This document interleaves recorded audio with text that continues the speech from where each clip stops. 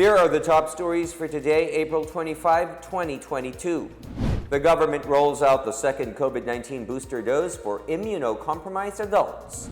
The National Press Club of the Philippines denounces the flagging of nearly all public platforms by Facebook and its fact-checkers. The Comelec shifts from town hall debates for presidential and vice presidential bets to panel interviews. Residents of Pangasinan look forward to the highlights of this year's Bangus Festival.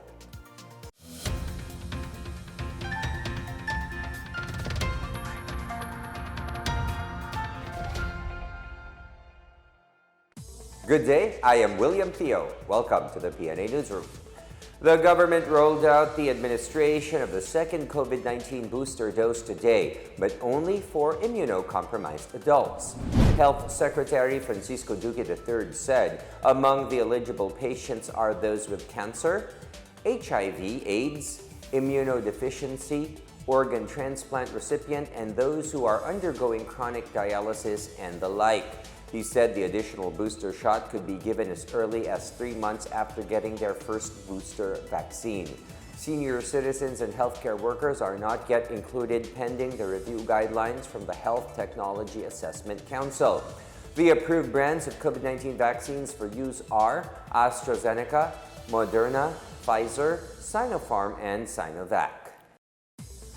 The Philippine National Police and the Bureau of Jail Management and Penology announced they have vaccinated almost their entire force against COVID-19.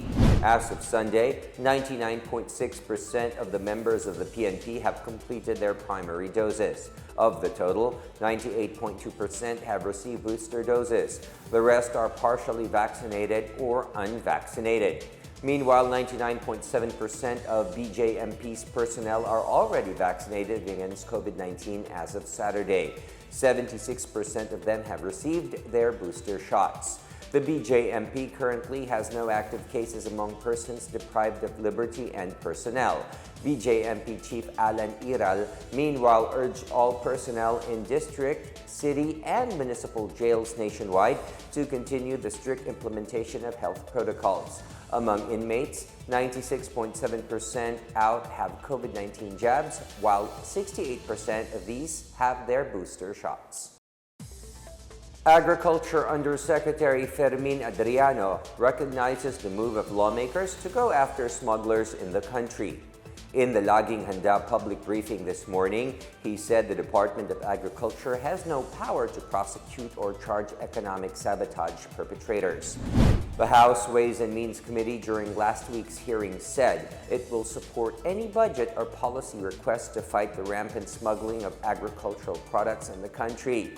For its part, the Senate Committee of the Whole hearing also revealed 4 high-profile personalities allegedly involved in fruit and vegetable smuggling. Sa ngayon ma-attend din ako sa hearing ng Kongreso tungkol dyan at sila nga gusto nilang magbigay ng kapangyarihan at tamang budget. At kami po ay natutuwa sapagkat magiging mabuti, maigting ang paglaban sa smuggling kung bibigyan ng karampatang kapangyarihan ng Department of Agriculture. Kasi sa batas ngayon, ang meron lang kapangyarihan ay ang Bureau of Customs at DOJ na sabi natin manghuli at mag-file ng kaso. Wala po kaming, ang departamento walang kapangyarihan na yun. Sana mabigyan din kami ng kapangyarihan para mas madali naming maiproseso yung kaso kasi kami nakaupo doon .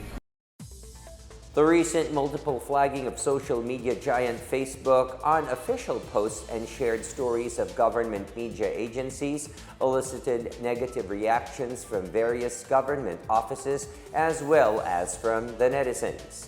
The details from Marita Moahe. The National Task Force and Local Communist Armed Conflict, or NTF-ELCA, condemns the multiple flagging of its content on Facebook.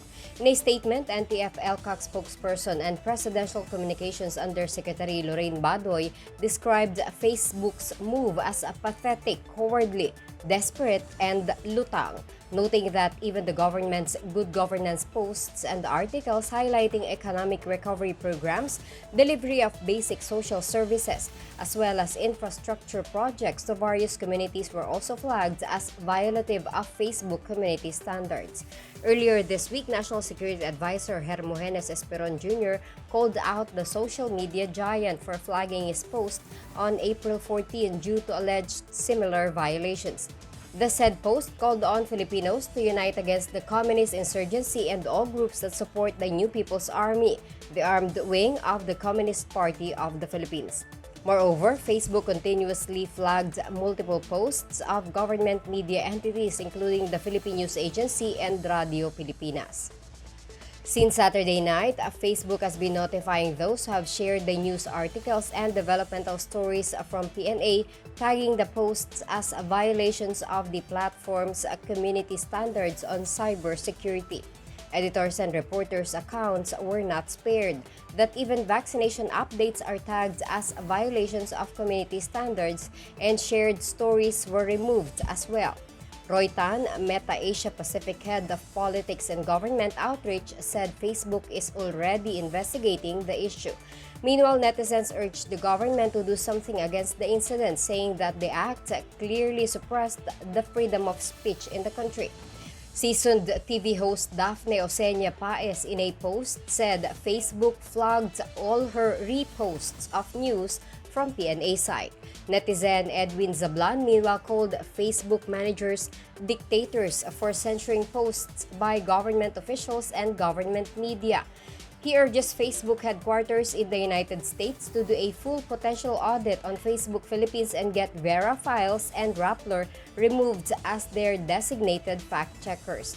For Malcolm Conlan, a British married to a Filipino, he said censoring of legitimate verified news by an official source is grossly unfair and requires urgent investigation.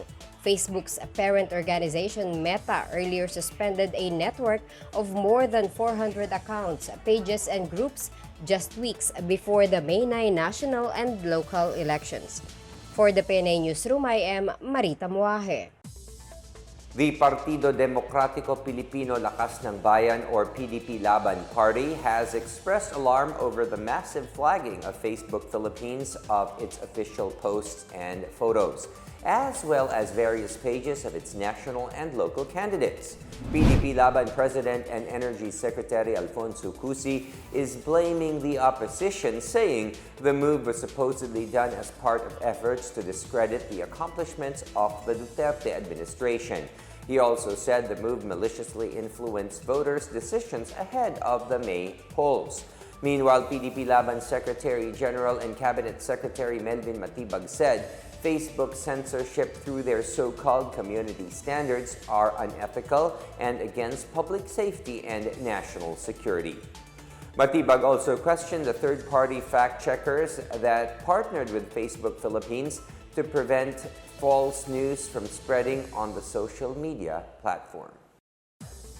The National Press Club of the Philippines, or NPC, denounced the ongoing flagging being made by Facebook and its fact-checkers on nearly all public platforms.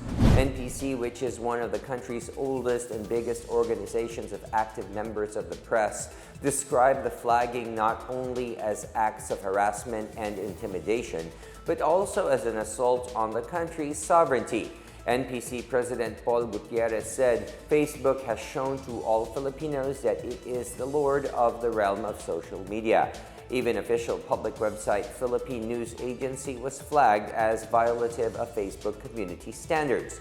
The NPC calls on the government to discipline Facebook and its fact-checkers, particularly Rappler and Vera Files. Still ahead, the Comelec shifts from town hall debates for presidential and vice presidential bets to panel interviews. And authorities in Cebu City see 68 million pesos worth of shabu from a food delivery rider.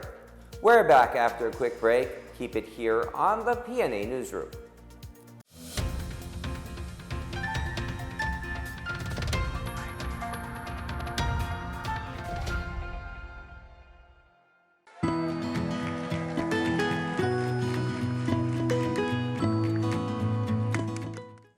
The COVID-19 pandemic has greatly changed our lives for the worse. Lives and jobs were lost and economies reached a meltdown.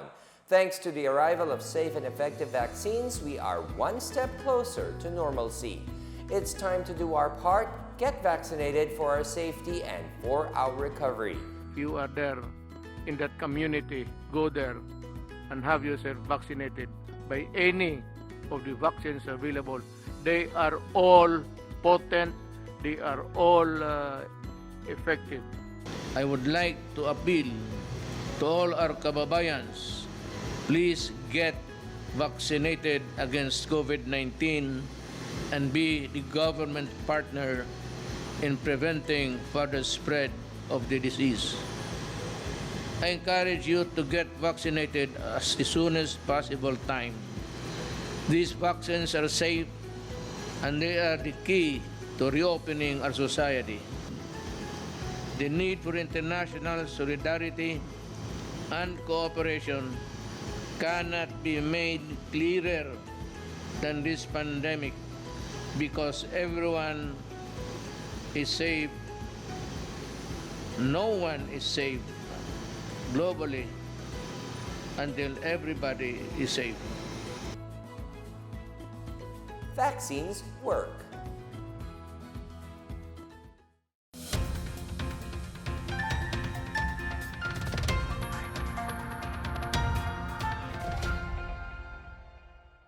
The Commission on Elections, or Comelec, opt for a panel interview with each candidate instead of its planned vice presidential and presidential town hall debates. The poll body cited inevitable scheduling conflicts as the reason for the cancellation of the debate, which was slated for next week. Comelec Commissioner George Garcia said the poll body will now be adopting a single candidate panel interview format as advised by the Kapisanan ng mga Broadcaster ng Pilipinas. The interviews will be aired from May 2nd to 6. Pray the Rosary from April 30 until May 9, Election Day. This is the call of Manila Archbishop Jose Cardinal Advincula together with the other Manila bishops as they urge the faithful to seek the guidance of Mother Mary in choosing the candidates. In a pastoral letter, Archbishop Jose Cardinal Advincula and the other Manila bishops ask the voters to pray the Rosary with their families and communities from April 30 until May 9 on Election Day. The prelates also ask the public to pray for the Commission on Elections to be able to perform their duties in holding honest and peaceful polls. Bishop Advincula was at the Vatican last April 21 for a private audience with Pope Francis. This was the first time the Holy Father met with the head of the Archdiocese of Manila. Authorities in Cebu City seized about 81 million pesos worth of shabu in drug operations held over the weekend. Police and anti-drug operatives arrested an online food delivery rider in a drug sting operation in Barangay Guadalupe on Saturday. The delivery rider, identified as John Vincent Justin Camion, yielded 10 kilos of illegal drugs believed to be shabu worth 68 million pesos. The police regional office and the Philippine Drug Enforcement Agency said the seized drugs were the biggest haul so far this year. Camion was also identified as a regional high-value target who has a pending illegal possession of firearm case in court. Authorities confiscated more than 2 kilos of suspected shabu worth 13.8 million pesos in 2 other separate operations on Saturday. Operatives arrested suspect Vincent Ianiel Biolanda in Barangay Dulho, Fatima, where he yielded over a kilo of drugs worth 7 million pesos. Suspect Lyle Padilla, a logistics firm worker, was collared in a follow-up operation in Barangay Mambaling where he yielded a kilo of drugs worth 6.8 million pesos. Meanwhile, PRO 7 Regional Intelligence Division Chief Lieutenant Colonel Glenn Mayam dismissed insinuations that the proceeds of the seized drugs recently seized were meant to finance politicians. PDEA Region 7 Assistant Director John Mark Malibiran also said the drugs could be traced to a drug syndicate with links to Southeast Asia's Golden Triangle drug trafficking region. In our business news, a Korean smart city will soon rise in Clark Freeport Zone, according to the Department of Foreign Affairs, or DFA.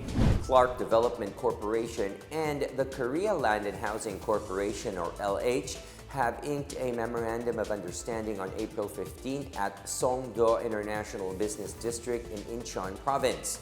The MOU states that LH will build a smart city that will be linked to the Clark International Airport. It will also become a logistics hub with infrastructure for tourism, recreation, and aviation maintenance. The DFA said the Smart City MOU is a testament to the Philippines and Korea's shared ideas on prosperity and economic cooperation.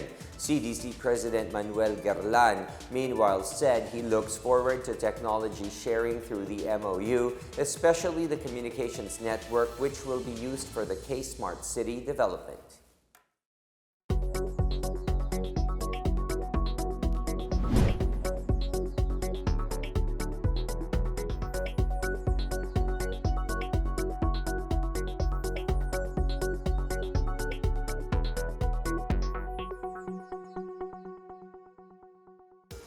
More stories from the newsroom. President Duterte calls for bolder and more urgent action to solve water issues in the Asia-Pacific region. And residents of Pangasinan look forward to the highlights of this year's Bangus Festival. Details ahead. Stay with the PNA Newsroom.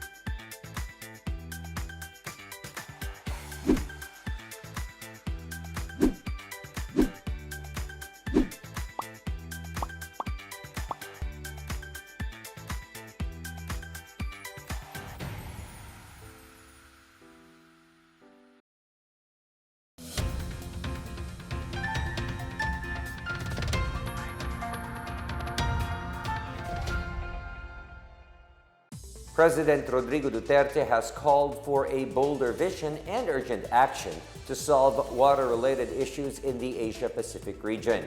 In a video message at the 4th Asia-Pacific Water Summit in Kumamoto City on Saturday, Duterte said the Asia-Pacific and its partners must forge a strong alliance to address water problems in the region.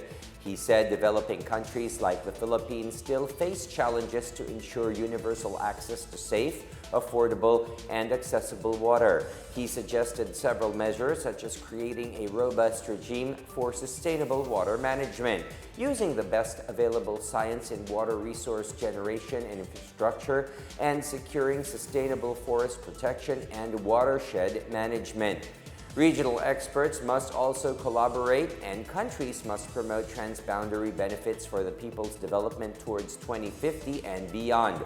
Last week, President Duterte in his Talk to the People program said developed countries must compensate developing nations suffering from the impact of climate change. Armed Forces of the Philippines Chief of Staff General Andres Centino lauded the 48th Infantry Battalion in Davao de Oro for their efforts in defeating communist terrorist groups in the province. Centino visited for the first time the headquarters of the 48th Infantry Battalion in Pantucan, Davao de Oro on April 23. The AFP chief noted that the height of the insurgency in the unit's area of operations has been declining due to the military's persistent and focused operations. Centino urged the troops to maintain the momentum against the communist terrorist groups. He also urged the troops to remain professional, with the AFP getting the highest trust and approval rating among government agencies in a recent survey by Publicus Asia. Southeast Asian nations are discussing the possibility of issuing a unified health passport to make travel easier for tourists. During the 2022 World Travel and Tourism Council Global Summit held in Manila, stakeholders underscored the need to standardize travel requirements as countries ease pandemic-driven restrictions. WTTC President and CEO Julia Simpson said countries could use one platform that interfaces with their systems and the traveler's phone, similar to the European Union's Green Travel Pass or the digital COVID certificate. Travel and tourism contributed $3.3 trillion to the Asia-Pacific region's economy in 2019. This fell by 59% to $1.36 trillion when the pandemic brought international travel to a standstill in 2020. The WTTC predicted travel and tourism to reach $2.7 trillion by the end of the year and recover to $3.4 trillion by 2023. Residents of Pangasinan are looking forward to the highlights of the Bangus Festival in Dagupan City. Some 4,005 kilos of bangus or milkfish will be grilled during the Kalutan de Dalan street party. Several local artists and bands will perform on a stage set up in the Central Business District. The Bangus Festival began on April 18 and will end on April 30. The festival was canceled for 2 consecutive years due to the COVID-19 pandemic. Mayor Mark Brian Lim said the activity is not just a celebration but also a thanksgiving to God for helping the city overcome challenges such as the COVID-19 pandemic. Malacanang has declared April 30 a special non-working holiday in Dagupan City.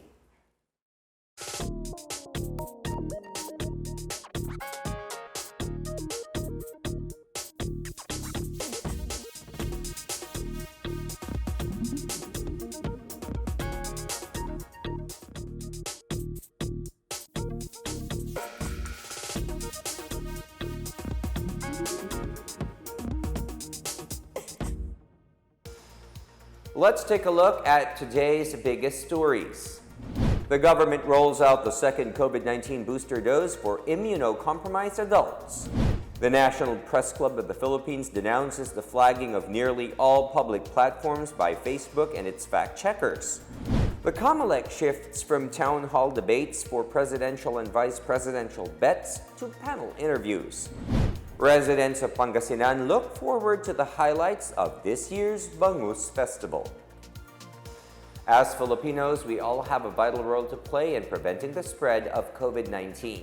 So remember, wear your face masks and face shields, wash your hands often, practice safe physical distancing, go out only for essential reasons, and get vaccinated as soon as possible to protect ourselves, our families, and the community. Together, we can beat COVID-19.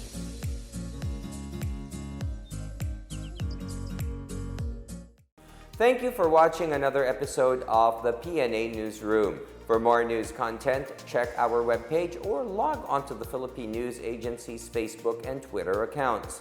For more stories about the government and how it serves Filipinos, look for these hashtags in all of our social media platforms and websites. We are shown on the pages of the PCOO and its attached agencies. Also watch us on television on PTV4 and IBC13.